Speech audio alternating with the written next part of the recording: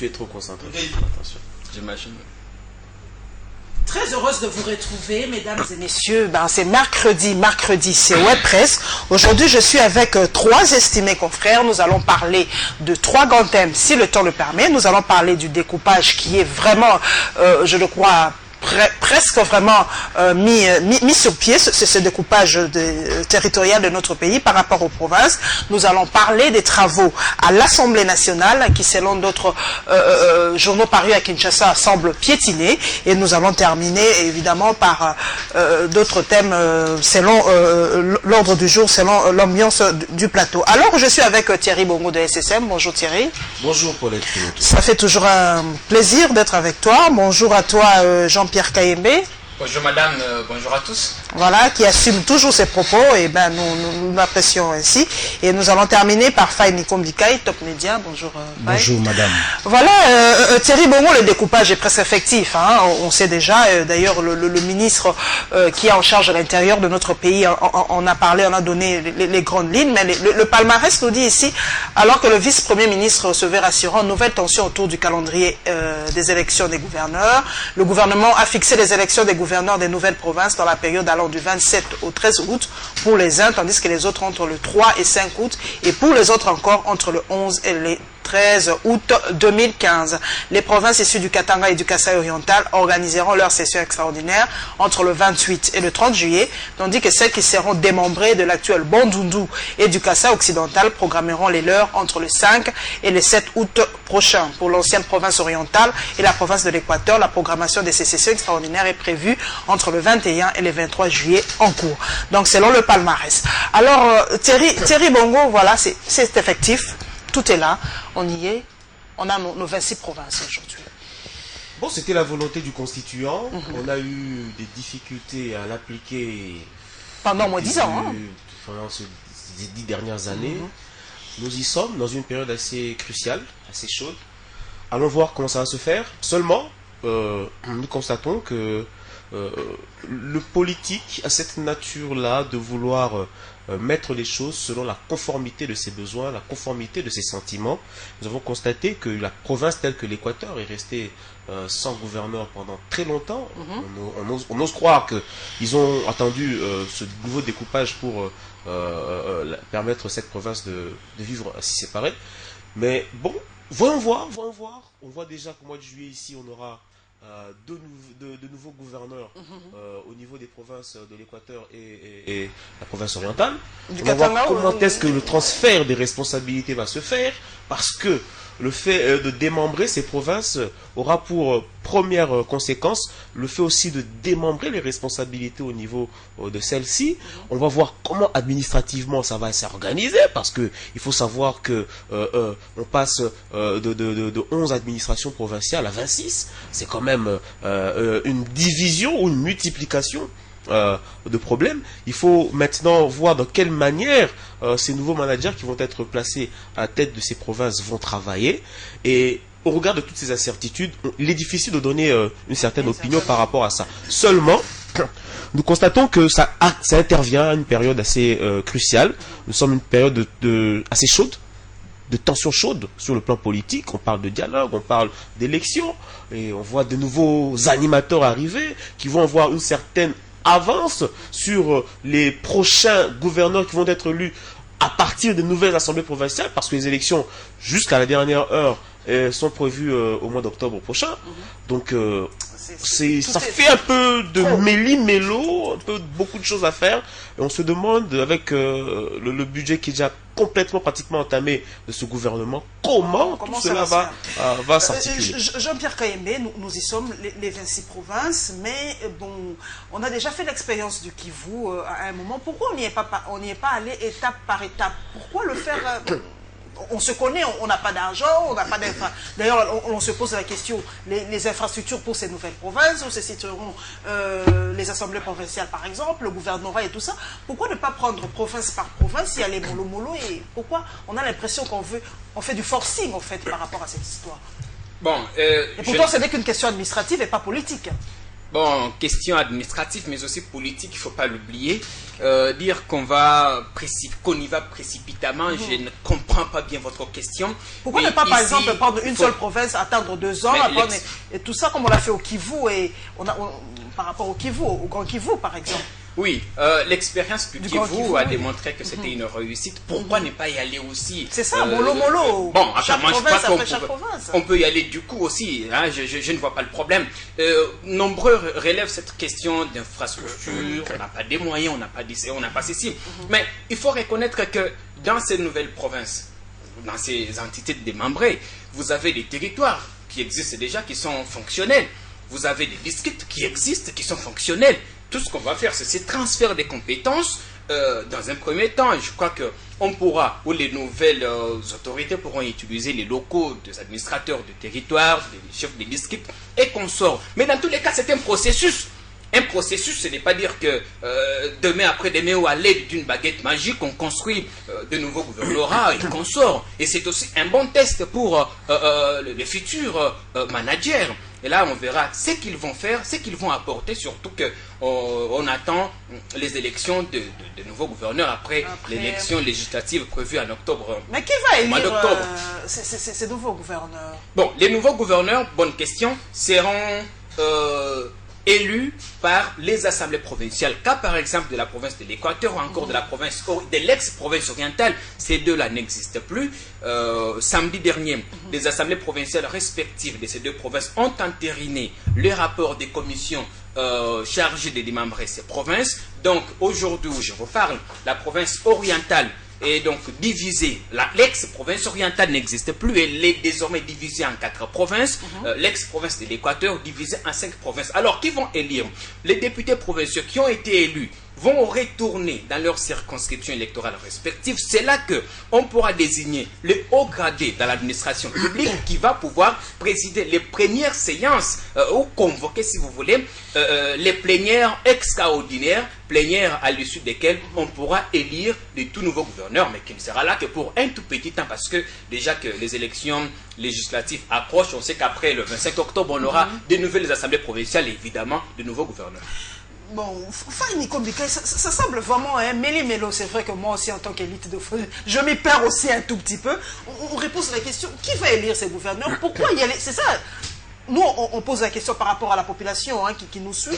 Pourquoi y aller précipitamment? Pourquoi ne pas y aller? On ne comprend pas qui va élire ses députés et tout ça. Pour vous, est-ce que ça sera vraiment une réussite, ce découpage, ou c'est déjà l'annonce d'un mordi, ce découpage territorial?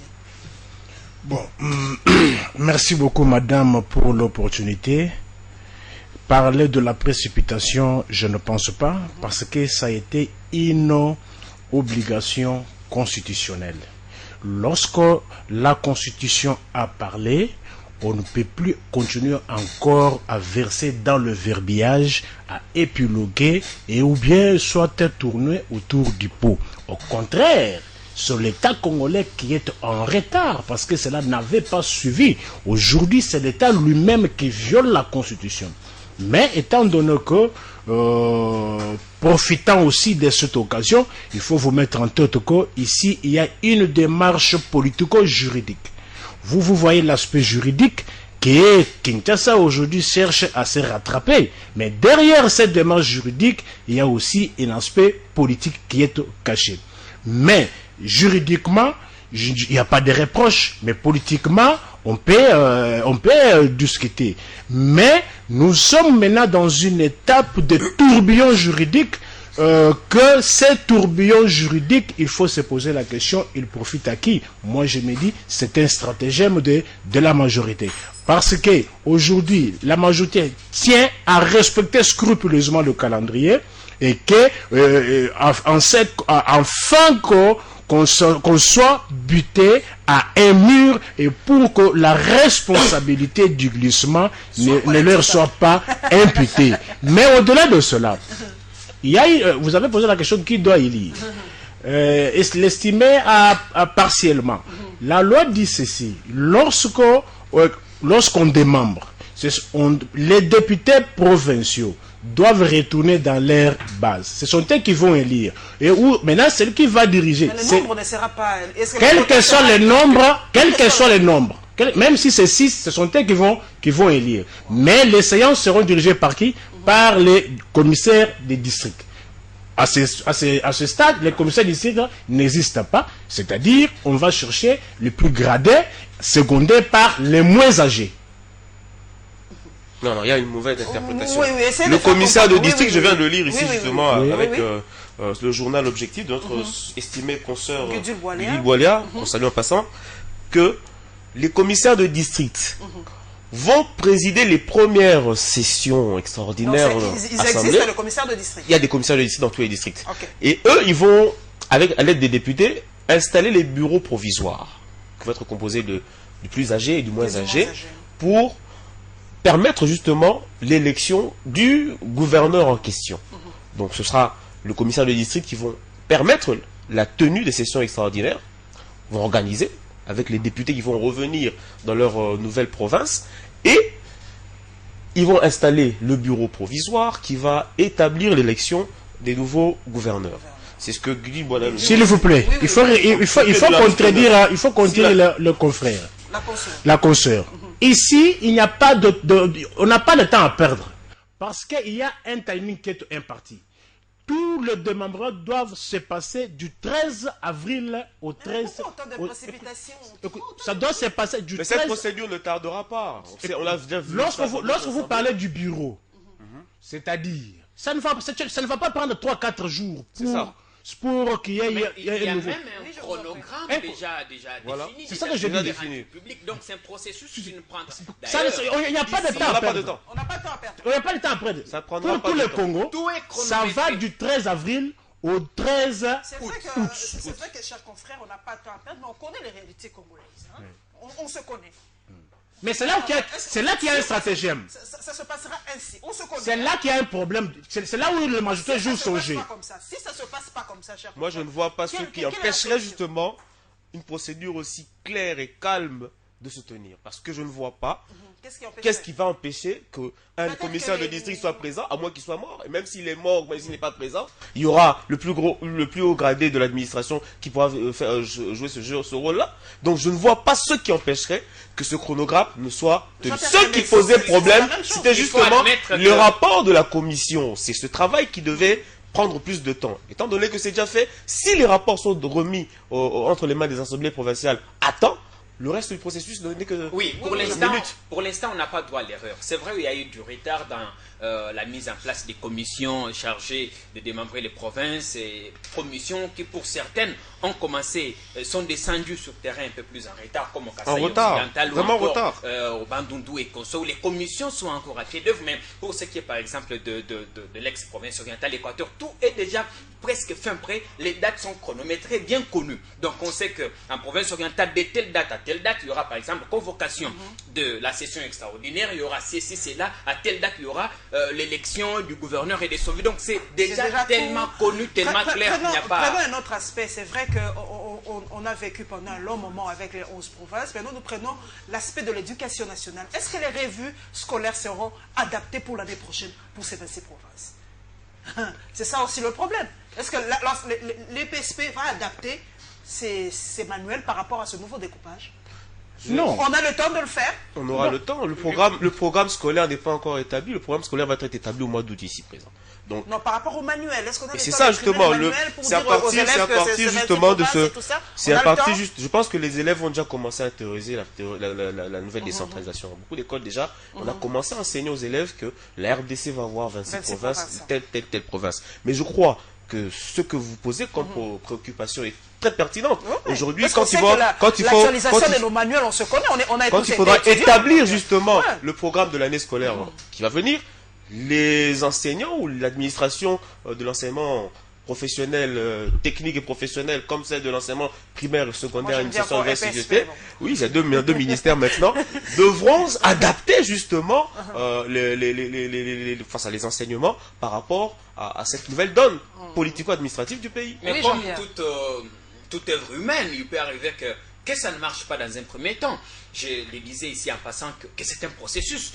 Donc, on peut rater, une année peut rater, manquer, ou on n'est pas arrivé à faire les choses comme il se devait. Mais c'est pas grave, on peut se rattraper l'année prochaine. Donc, il peut y avoir un certain nombre de choses qui voudront, qui n'auront pas, qui ne vont pas marcher comme prévu. C'est normal, c'est une œuvre humaine, parce qu'on sait que c'est transfert des compétences, quand il y a tellement de choses à faire que je pourrais peut-être vous donner raison pour parler d'une précipitation, mais il faut reconnaître que comme tout processus normal, ça peut prendre 1 ou 2 ans, et puis ça va se normaliser. Ça va se normaliser. Non, là, il faut mettre un point. Ne dites pas que non, parce que lorsqu'on faute, on cherche à justifier cela. Il ne faut pas penser que non, c'est une situation imprévue. C'est une situation qui avait été étudiée et qu'on attendait le moment venu pour étouffer le calendrier. Vous voyez l'aspect juridique, mais il y a un aspect caché qui est un aspect politique. Aujourd'hui, le glissement dont on a cherché par d'autres mécanismes, on va maintenant le récupérer par un autre mécanisme. C'est celui-là. Je ne vois pas les liens qu'il y a. Écoutez, madame. Je vous en prie. Vous connaissez le stratagème aujourd'hui? C'est étouffer le calendrier. Lorsque vous allez vous rendre compte... Écoutez, la majorité est en train d'utiliser la politique de fait accompli.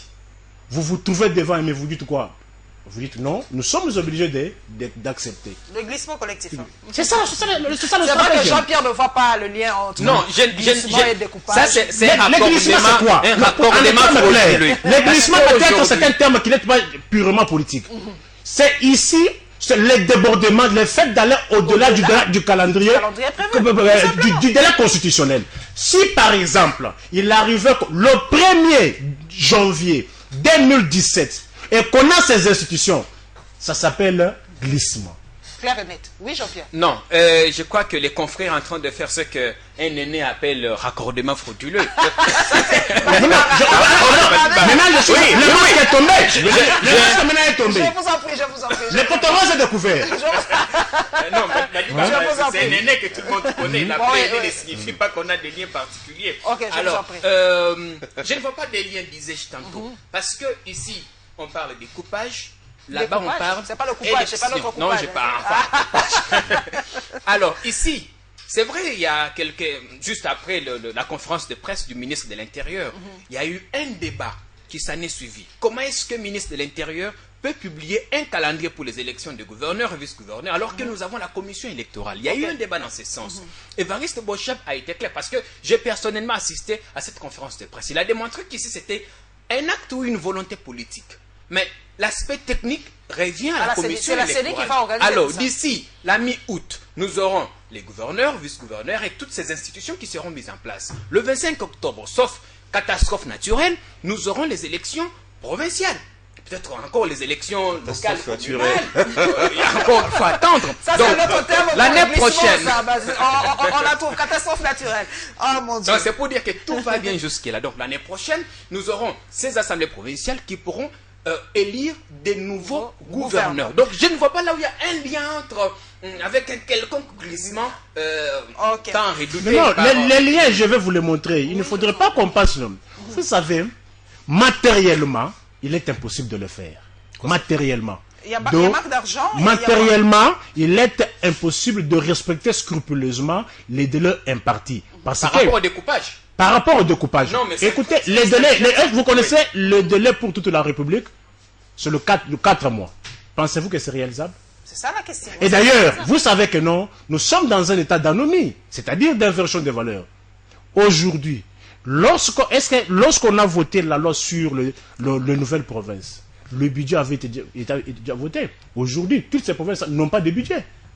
Mais je ne dis pas que l'État congolais manque l'argent. L'État a l'argent. Mais si on veut rester orthodoxe, d'où est-ce qu'on va avoir l'argent qui va financer toutes les autres provinces? Voilà, nous prenons, mesdames, vraiment... oui, Thierry, en quelques pouces secondes. Non, en fait, c'est que je voulais juste demander à mon frère Nico de mettre un peu d'eau dans son vin. Hein? C'est un processus qui a commencé et qui touche à sa fin. Nous sommes pratiquement à la phase totalement finale de ce processus-là. Le plus dur, c'était justement la mise en place de ces commissions pour établir la viabilité de ça. Je terminerai en disant ceci. Je vous ai suivi religieusement. Je comprends vos appréhensions, vos craintes. Oui, nous sommes habitués à la médiocrité dans ce pays. On sait très bien que les gens ont souvent l'habitude de bien commencer, de mal terminer. Mais pour cette fois-ci, nous espérons, nous osons croire que ce qui reste à faire ne nécessite pas des moyens, ne nécessite pas de beaucoup de matériel, de temps matériel. Ce qui reste à faire, c'est de mettre les gens en musique, en place, pour qu'ils puissent mettre en place ces provinces. Et d'ailleurs, nous sommes heureux parce que les deux premières démembrées vont, dans les tout prochains jours, nous prouver si effectivement ça sera possible ou pas. D'autant plus que ce sont des C'est provinces... vraiment un test. Hein? On juge les maçons au pied Voilà. du mur. Ce sont des provinces qui ont deux réalités différentes, mais pratiquement pareilles. Le manque d'infrastructures. On va voir s'ils y arrivent, ce que les autres provinces vont y arriver.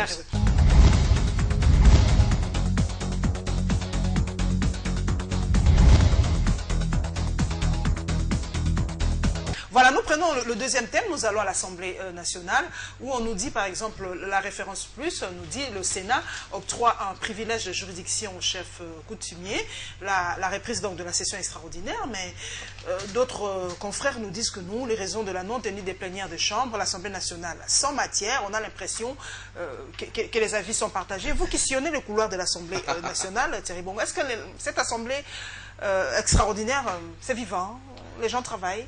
Bon, il faut d'abord savoir que d'abord l'Assemblée nationale, le Parlement, ce n'est pas plus les plénières qui déterminent la quantité de travail. Le travail se fait pour la plupart du temps en commission.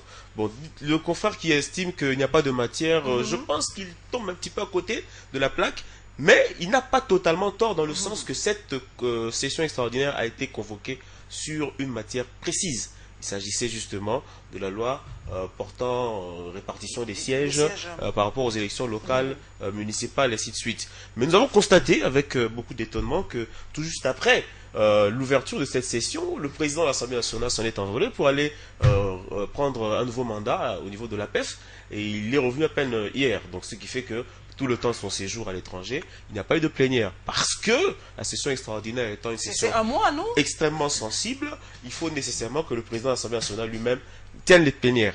Bon, nous constatons... Il faut quand même le féliciter. Il a été nominé comme président de l'APEF, c'est ça? Félicitations à lui. Parlementaire francophone. C'est félicitations à lui. J'espère Bon, que ça c'est un autre débat que tu risques d'ouvrir parce qu'on l'a déjà ouvert dans les réseaux sociaux. À quoi sert l'APEF? Bon, c'est un titre peut-être honorifique de plus pour Aubin Minakou. Merci. Mais maintenant, le problème c'est que les questions clés pour lesquelles cette session extraordinaire a été convoquée n'ont pas encore été abordées. Cette loi, ce projet de loi qui a été rejeté par l'Assemblée nationale et qui crée toutes ces tensions parce que l'opposition a promis de ne pas participer aux plénières si et seulement si le bureau retenait encore ce point à l'ordre du jour de cette session extraordinaire. C'est cette question-là qui allume toutes les tensions aujourd'hui. Comment est-ce que le bureau de l'Assemblée nationale va manipuler, va gérer cela? C'est ce qu'on va essayer de voir et de constater. Parce qu'aujourd'hui, c'est une question sensible. De mon point de vue, cette loi portant répartition des sièges est un panier à crabe. Un panier à crabe. Parce que ça touche au plus profond du sentiment congolais. La base. Cette base dont tout le monde se réclame ici. C'est cette loi-là qui gère tout cela. Combien sont-ils? Faut-il faire un recensement? Et si on y ajoute encore le fait que on a souhaité y mettre les nouveaux majeurs, on va revenir au débat antérieur qui avait impliqué Adolphe Lumanu Bwanasefo et compagnie autour de la question sempiternelle du recensement. Et donc, je crois que c'est un panier à crabe et c'est vraiment compliqué. Le Sénat a octroyé un privilège de juridiction au chef coutumier. Selon la référence plus, le projet de loi sur les statuts des chefs coutumiers a été adopté par les sénateurs. Ces textes octroient à l'autorité coutumière une rémunération décente, un privilège de juridiction et l'affiliation à un régime de sécurité sociale, hormis les immunités. Pourquoi on refuse aux chefs coutumiers une certaine immunité? Ils sont quand même chefs, non? Si je ne me trompe pas. Ben, ils sont chefs et conservateurs. Déjà, qu'ils n'avaient pas beaucoup d'avantages il y a quelques jours. Aujourd'hui, ces nouveaux statuts conférés à ces autorités traditionnelles leur donnent une bonne marge de manœuvre. Par rapport aux immunités, on sait qu'il y a eu un débat houleux au niveau du Sénat. Certains qui étaient pour et contre, démontrant que déjà ce qu'ils font en tant que conservateurs, ils n'ont pas besoin Qu'est-ce qu'ils font pratiquement? C'est pas seulement vendre les terrains. Donc, qu'est-ce qu'ils font en fait? C'est vrai que beaucoup de Congolais ne comprennent vraiment pas le rôle de chef coutumier. On n'est pas habitué, on n'est pas comme en Afrique du Sud où le chef coutumier pèse encore dans la gestion quotidienne des affaires de l'État. Quel est le rôle d'un chef coutumier Non, un chef coutumier, vous aurez la parole. dans sa juridiction, c'est le représentant du chef de l'État, en miniature. C'est inscrit dans notre loi? Non, C'est prévu? lorsqu'il y a un différend au niveau d'un village, qui trouve solution à cela? C'est le chef coutumier. On se réfère à qui?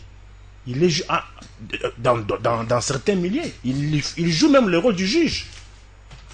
Il joue même le rôle du juge. Mais si la question des immunités m'avait été posée, je pense que non, le Sénat a bien réfléchi, dans la mesure où certains chefs coutumiers, moi je dirais que non, ils ont déjà les immunités de manière tacite, sans qu'on leur l'ait octroyé, mais ils ont déjà les immunités. Il faut voir comment ils se comportent dans leur milieu naturel. Des intouchables. Les intouchables. Mais a fortiori si on leur a encore donné les immunités, parce que lorsqu'il y a les immunités, pour arrêter, il faut maintenant enclencher un autre mécanisme. Et s'il faut le faire pour quelqu'un qui habiterait à 2000 km où il n'y a presque pas d'État, il ne faut pas oublier que non, au Congo-Kinshasa, il y a certains milieux où il y a l'absence totale de l'État. C'est le chef coutumier qui est l'État. Mais si c'est lui qui est doté de ces immunités-là, en cas de forfait commis par lui, de quelle manière peut-il être mis aux arrêts? Parce que lorsqu'on a les immunités, on ne peut être arrêté que lorsqu'il y a flagrance. Mais s'il n'y a pas flagrance, qu'on est à 2000 km, c'est-à-dire on ne va plus encore l'arrêter. Oui, Jean-Pierre, vous pouvez rebondir par rapport à ces immunités. Oui, bon, je voudrais d'abord revenir par rapport même au statut même de chef coutumier. Qu'est-ce que notre loi dit sur le chef coutumier, en fait? Quelle est leur place dans... Les chefs coutumiers, en fait, ils sont garants des notaires. Ce sont eux qui, au niveau de nos circonscriptions respectives, au niveau de nos villages, ce sont eux, l'aîné le disait tout à l'heure, qui représentent, si vous voulez, les chefs de l'État. Ce sont eux, c'est auprès de lui que nous nous rendons quand nous avons des différends entre nous, quand quelque chose n'a pas marché dans un champ, quand ceci, cela s'est passé. Alors, il y a encore quelques mois, les chefs coutumiers étaient ces simples individus que n'importe qui pouvait traîner en justice, que n'importe qui pouvait tabasser ou faire n'importe quoi et insulter.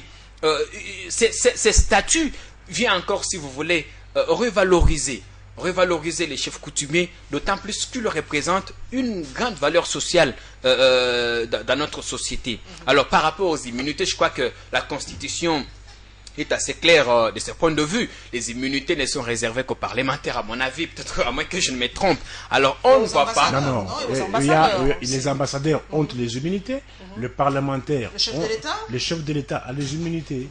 Oui, donc j'ai suivi un sénateur qui disait qu'on ne peut pas rendre tout le monde intouchable, accorder les immunités à tout le monde, mais déjà le fait qu'il jouisse de ces privilèges juridictionnels, c'est une bonne chose. Donc ils ne seront pas accusés au niveau de n'importe quel petit poste ou au niveau de quel tribunal aujourd'hui qui seront devant le tribunal. Thierry Bongo, par rapport aux immunités, quelle est votre réaction par rapport à ça? Bon, moi je dis que le Sénat a fait un choix judicieux. Il faut justement qu'on puisse, dans ce pays, essayer de réduire le régime des intouchables. Nous avons vécu pendant 32 ans, en Deuxième République, c'était le régime des intouchables à tout niveau, intouchables légaux comme illégaux. Je crois qu'aujourd'hui, avec cette loi, il y a une chose très importante qui a été décidée, c'est qu'on peut déterminer de manière légale qui est un chef coutumier. Parce qu'aujourd'hui, aujourd'hui, tout le monde se lève et se proclame chef coutumier. Qui est chef coutumier? Il y a tant de chefs coutumiers. On se réclame chef coutumier de Tchumbe, mais on vit totalement à Kinshasa. On ne sait plus qui fait quoi. Donc, cette loi protège justement le statut de chef coutumier, afin que toute personne ne vienne pas se proclamer chef coutumier, ainsi de suite. Parce que déjà, le statut de chef coutumier, on n'est pas un statut éligible. C'est un statut qu'on reçoit par filialité. Donc, par filiation. En principe, il y a l'hérédité. Voilà, un système d'héritage. On l'hérite, ce statut de chef coutumier. Et aujourd'hui, avec cette loi, on préserve justement cette façon ce mode de transmission de cette chefferie-là. Et puis, avec ce pouvoir coutumier, parce que la Constitution, on connaît le pouvoir coutumier, avec le statut de chef coutumier, on renforce justement ce pouvoir qui aujourd'hui n'avait pas son sens par rapport à certains litiges qui se présentaient sur le terrain. Parce que les confrères l'ont si bien dit ici, dans beaucoup de nos villages, dans beaucoup de nos contrées, le pouvoir est incarné par les chefs coutumiers, par les chefs du village, ainsi de suite. Ce sont des personnalités qui représentent l'État à certains niveaux. Et aujourd'hui, donc, ce statut, avec ces modifications que ça a été porté, permet justement à identifier qui est le chef coutumier. Ça permet de circoncire son pouvoir. Parce que si on devait donner une immunité à une personne qui est intemporelle, parce qu'un chef coutumier, c'est une personne qui n'a pas de mandat, il est là jusqu'à sa mort.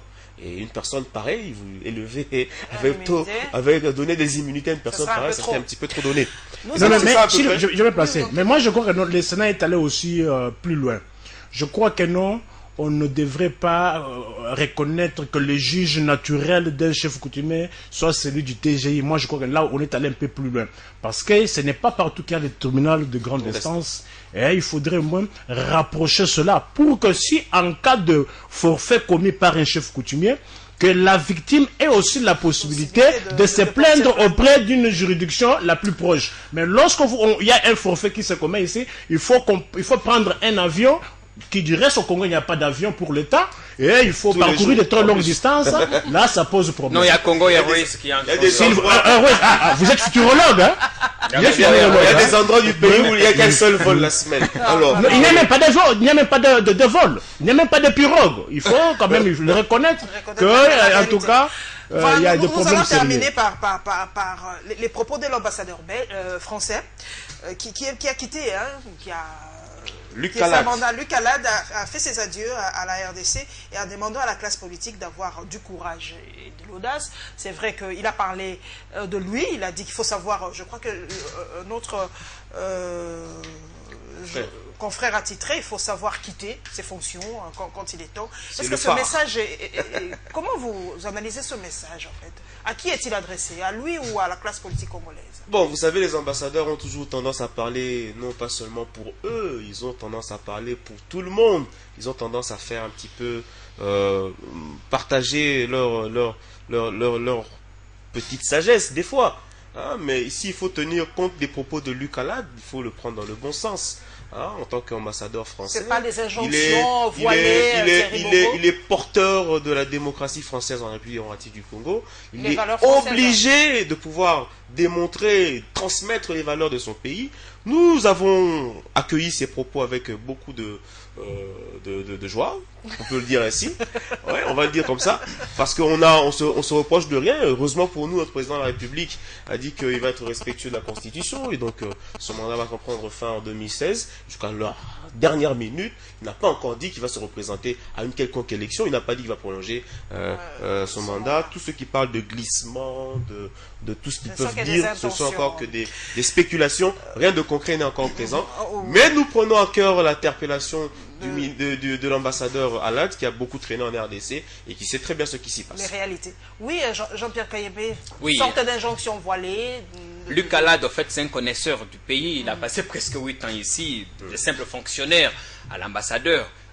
Ses propos, il est libre, d'autant plus que la liberté d'expression est garantie dans notre pays. Lui qui représente la politique française ici au Congo. Mais là où je ne suis pas totalement d'accord avec lui, c'est quand on veut toujours s'immiscer, quand on veut toujours s'auto-inviter. Non, mais il a parlé de lui-même. Mais qui vous empêche, vous, non, il s'est plutôt adressé à la classe politique. J'ai lu l'entièreté de son discours. Il s'adressait à la classe politique congolaise de savoir quitter le poste. Est-ce que c'est un mauvais conseil?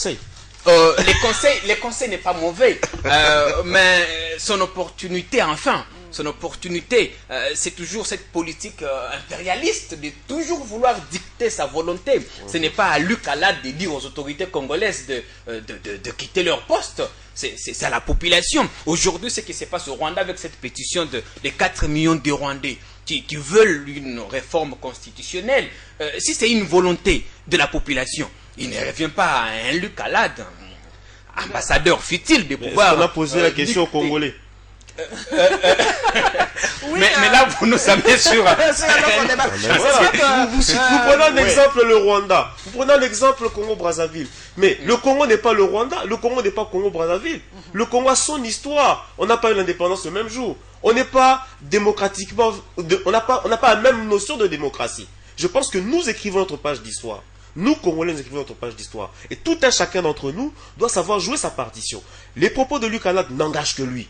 Mais ce qu'il dit n'est pas totalement faux. Mais Voilà. Ce qu'il dit n'est pas Luc totalement Alad faux. ne tiendrait Prenons pas le ces mêmes mot. propos s'il Prenons était à le mot. Kigali, s'il était en Mais Syrie. il n'est pas à Kigali, là, Kinshasa. C'est ici où Le on est. Congo a sa partition à jouer en Afrique. Le Voilà, Congo voilà. n'est pas une poubelle, cher Le ami Congo Thierry. n'est pas Kigali. D'ailleurs, ces propos ne peuvent tenir qu'aux Congolais, parce que les Congolais sont respectueux de la démocratie. Et aujourd'hui que les Congolais sont matures, aujourd'hui que les Congolais peuvent eux-mêmes prendre leur destin. Nous sommes leur destin heureux en que main, les Français nous ne dépendons entretiennent plus. la démocratie congolaise. Voilà. Vous avez relevé, Jean-Pierre Kayembe a relevé un fait que cette forme de néocolonialisme, de néo-impérialisme, on a l'impression que le blanc se permet de dire n'importe quoi. Moi, je vous pose la question pour quelqu'un nous interdit à nous, Congolais, de mettre un point de vue par rapport à la politique française. On nous interdit ça? Non. Alors, c'est ça la bonne question. Qui vous interdit de mettre un point de vue par rapport, par exemple, à Angola Gate, par rapport à Desca qui a été pris en flagrant délit dans un chambre de... Qui vous interdit ça? Et mettre un point de vue, oui, mais pas donner une injonction. Je vous en prie, oui. Mais a-t-il le pouvoir de donner des injonctions? Non, il n'a pas donné des injonctions, il a émis un point de vue. C'est ça que j'ai toujours dit que non, les Congolais aiment quelque chose et son contraire. C'est une aliénation. Et pourquoi nous en faisons un problème lorsqu'un ambassadeur français tient ce genre de propos? Les mêmes propos qui ont été tenus par Alad ont été déjà tenus par Moïse Katumbi.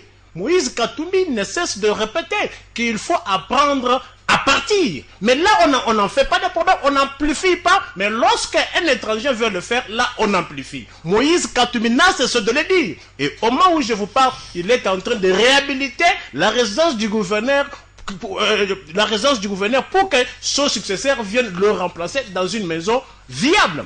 Pourquoi lorsqu'un Congolais le fait, on n'amplifie pas, mais lorsqu'un étranger vient le faire, on amplifie? Moi, je crois que non. Un Congolais peut aller le faire en France, mais ça aura quel impact? On ne pèse pas diplomatiquement. Non, c'est pas que c'est nous-mêmes Mais qu'est-ce qu'on ignorons. va dire là-bas en France? Non, il y a des choses à dire. Est-ce que moi je peux accepter qu'aujourd'hui, que dans un pays comme Washington, on accepte le mariage entre hommes et hommes et femmes? Mais Tu peux t'exprimer? Voilà. non, vous pouvez vous exprimer, mais ça aura quel impact? Ça ne sera même pas suivi. Qui va vous écouter? Quel est ce média-là qui va vous donner cet espace pour dire que non, il y a un Congolais qui a tenu des propos contre la Constitution américaine? Mais il faut faire comme On ne Mugabe. fait pas. Une fait comme Mugabe. Une précision par rapport à ce qu'il a évoqué, l'affaire Katumbi et Luc Alad. Oui, on ne rebondit pas quand c'est Katumbi qui parle parce que c'est une affaire congolo-congolaise. Katumbi se prononce en tant que Congolais. C'est une question congolaise. On n'a pas à lui faire la peau. Mais quand c'est un expatrié qui vient s'auto-inviter ou qui prétend s'ingérer, qui prétend vouloir donner des leçons à des Congolais, 55 ans après, sincèrement, il est à côté de la plaque. Et là, on ne peut pas le lui pardonner. Écoutez, s'il vous plaît, Jean-Pierre. Oui. Je ne l'encourage pas. Mais lui, j'ai dit ceci. Pourquoi nous en amplifions? Parce qu'il n'en a Mais pas lorsque qualité. Moïse Katumbi l'a fait, qui en a amplifié? Je vous en prie. Katumbi en a qualité parce qu'il est Congolais. Il est Et la Congolais, question... l'autre ne l'est pas. Il faut, par ricochet, il faut l'amplifier. Écoutez, Il s'il faut vous plaît, apprendre à partir. S'il vous plaît. Moi, je Oui, oui. Et crois... si ça ne vous fait pas du mal, il ne faut pas en faire un problème. Je crois que ce débat est archaïque. Nous sommes aujourd'hui en plein 21e siècle. Les questions des autres nous concernent. Ça, c'est Au même vraiment- titre que nous pouvons nous prononcer sur les questions de l'homosexualité Sexualité aux aux États-Unis. États-Unis, au même titre qu'on peut se poser des questions des organismes génétiquement modifiés en France, ainsi de suite, nous pouvons S'il vous aussi plaît, Jean-Pierre. accepter que les les étrangers puissent parlent émettre de un nous. point de vue sur la question politique en RDC. Pourquoi nous le disons? Parce que ces mêmes personnes ont des intérêts ici. Parce que ces mêmes personnes amènent leur financement, leur argent ici. Ils ont intérêt à ce que ça se passe bien ici parce qu'ils vont retrouver leur compte. Au même titre que si nous avons des intérêts aux États-Unis et ailleurs, nous pouvons placer un mot parce que nous avons des intérêts là-bas. On n'en a pas d'ailleurs. Voilà, c'est ça le problème. C'est là où je trouve l'échelle de valeur. Les Français ont des intérêts ici. Nous, on en Ils a ont des investissements ici. Ils ont intérêt à ce que ça se passe bien en RDC parce que ils doivent prospérer grâce à la RDC. Voilà. Mais Pourquoi pas ils nous doivent donner se- une ligne de conduite. Donner Ils des ont injonctions. intérêt au même S'il vous titre. plaît, Quand l'ambassadeur Alad... Jean-Pierre, vous Par défendez exemple, quoi? J'ai S'il vous fini. plaît, s'il vous Quand plaît. l'ambassadeur son point de Alad... vue. A-t-il pointé quelqu'un? On vous Il entend faut pas, on vous quitter. entend pas. A-t-il pointé quelqu'un? Vous permettez que je parle. Qui c'est ça mauvais, qui se mouche? Vous permettez que je s'il vous plaît, parle. oui, oui. Quand l'ambassadeur Alad, que je respecte beaucoup, dit qu'il faut quitter, à qui est-ce qu'il donne cette injonction? Alors, Liban qui le Moueli. À qui est-ce qu'il... Ça va. Jean-Paul Non, Magazine, conseil, voilà. oui. Voilà, donc Conseil, c'est oui, un mais pas conseil, injonction. c'est un- Satou, mais on a dit plusieurs fois. C'est Il un est en conseil. fonction, il doit partir. C'est un conseil à prendre ou à Faut laisser, savoir selon quitter je les affaires.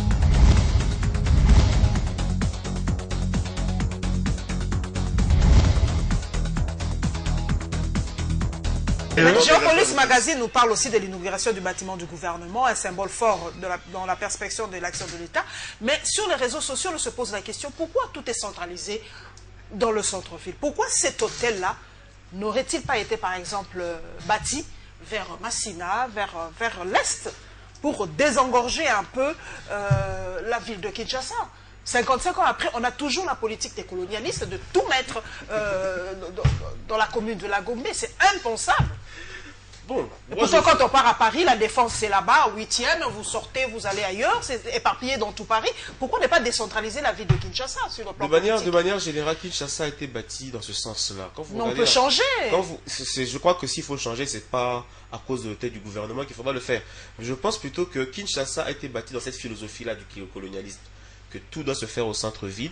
Il faut contrôler l'entrée des indigènes et leur sortie. Si vous regardez bien toutes les avenues qui viennent vers le centre-ville, Converge vers le boulevard. donc tout normalement était à sens unique. Donc vous avez Le matin, sens tout le monde unique part comme pour ça, le partir soir, tout et le monde sens unique revient. pour sortir. C'était comme ça que ça a été conçu. On n'a pas encore, je crois, quitté cette pensée-là, cette façon de c'est voir là, grave. que voilà, Ne on pas est en quitter cette RDC, à pensée. Kinshasa. 55 ans, vous dites il y a- 55 ans après il y a- les indépendances, il y a vous dites grande, certaines personnes qui ont une certaine classe, un statut social avancé, qui ne peuvent pas se mêler avec d'autres personnes. Je crois que cette idée-là viendra, peut-être dans le temps, mais Massina aujourd'hui, mettre l'hôtel du gouvernement, je ne vois pas si ça va répondre effectivement à ce besoin-là de désengorger Est-ce la que ville. c'est choquant de voir l'hôtel du gouvernement de la commune de Massina? Est-ce que la commune de Massina ne fait pas partie de Kinshasa? C'est un peu ce complexe-là de prendre les uns pour les moins nantis, les autres pour les nantis. C'est impensable de se C'est pas faire- choquant de c'est voir pas choquant. l'hôtel du gouvernement à Massina, de même que c'est pas choquant non plus de voir Mais tout est déjà à la cet immeuble Gombe. ici à la Tout est Gombe. déjà à la Ça me Gombe. rappelle Tout ce est qu'un déjà à la confrère Gombe. titré il y a quelques jours, la République de la Gombe. C'est ça, tout est dans Alors tout on est à a la Gombe. l'impression que tout est centralisé. Et puis il ne faut pas oublier que Gombe c'est le miroir de Kinshasa. C'est là que C'est les là où il y a le- diplomates, les visiteurs, donc parce que vous n'allez pas mettre quand même. C'est là où il y a ces joyaux. tout est beau. Non, mais Il y a des jeux d'eau. c'est Massina, vraiment- où c'est vraiment une il y a faute. des Vous avez jeux déjà un d'eau, problème il y a d'électricité, des parcs. vous avez cette promiscuité de la population et tout. Donc je crois que nos ministres doivent être quand même dans les bonnes conditions. Donc je ne vois pas le problème. Au contraire, j'aurais voulu qu'on applaudisse, qu'on dise enfin, ça y est, c'est fait. On a un hôtel du gouvernement, il y aura presque 8 ministères qui seront logés là-bas. Donc on pourra économiser encore. Les ministères qui étaient locataires jusque-là pourront donc économiser ces ressources pour autre chose. Il nous reste vraiment quelques poussées. Non, moi, je reviens sur ça. C'est vrai qu'il y a une certaine stigmatisation. Vous dites que non, on ne peut pas voir un tel bijou dans la commune de Massina. Moi, je dis niet en tant qu'élite de mon pays, parce que la population de Massina, quand vous devez voter, eh bien, vous allez vers eux. C'est quand même impensable, c'est presque injurieux de dire que non, un tel bijou ne peut pas se déjà, retrouver il- dans la commune de tout Massina. S'il vous Massina plaît. vient à la Gombe. Les minutes, Non, nous c'est tenons vers la impensable. fin, Thierry. Nous tenons vraiment Tenons vers la fin. Je dis, c'est une insulte vis-à-vis de mon peuple. Mais moi, je ne vois pas beaucoup plus cet aspect extérieur de ce bâtiment. Mais moi, je vais plus loin. Combien on a sorti dans les caisses de l'État pour construire cet immeuble? Parce que, madame, nous devons placer des priorités. Comment on peut... C'était pas une priorité, en fait. S'il vous plaît, madame. Comment peut-on expliquer dans un pays où il y a des entreprises de l'État qui ont besoin de 50 millions, 60 millions de dollars pour se relancer? On dit qu'il n'y a pas l'argent, mais pour réhabiliter la primature, on débouche plus ou moins 75 millions de dollars américains. Et après, on fait maintenant appel à nos enfants qui n'ont pas mangé pour qu'ils aillent visiter. C'est un problème. Là, cet immeuble, madame, ça a pris plus ou moins, jusque-là, c'est plus ou moins 150 millions de 150 dollars. millions de dollars. Plus ou moins 150 millions. Madame, s'il vous plaît, est-ce qu'il y a des poignées en or là-bas? Parce que nous voyons quand même dans les États où on vous présente des immeubles de 100 millions, 150 millions, ce sont des bâtiments énormissimes. Mais par rapport à ceci, un bâtiment comme celui-ci, et il faudrait qu'on en puisse diligenter une enquête pour voir ce qui est sorti dans les caisses de l'État et par rapport à ce qui est dépensé. Il y a des poignets, non? Déjà, la prospérité nous dit qu'il n'y a aucune plainte chez le PGR, donc ne vous en faites pas. Lutte anti-corruption, aucune plainte chez le PGR. Je ne crois pas que ce dossier sera de sitôt chez le PGR. Pas de plainte, mais il y a plutôt des dénonciations. Il parle de la réhabilitation. La réhabilitation de la primature. Oui. Souvenez-vous, oui. sous Mouzito, oui. Le Premier ministre... allez un peu plus parce que les mythes s'égrènent déjà. Rapidement. Mais on avait des toilettes à la primature où il n'y avait pas d'eau. Alors? On avait des portes qui se fermaient avec un clou. Et s'il vous plaît, aujourd'hui, pour réhabiliter les toilettes, il faut dépenser plus de 75 millions de dollars américains. Nous connaissons les nouveaux stratagèmes. Aujourd'hui, c'est dans le processus de marché. On vous entend pas. S'il vous plaît, aujourd'hui, la primature fait... C'est un bijou, en fait. Un bijou. Et c'était une priorité. Je vous en prie. Parce qu'il y a un problème.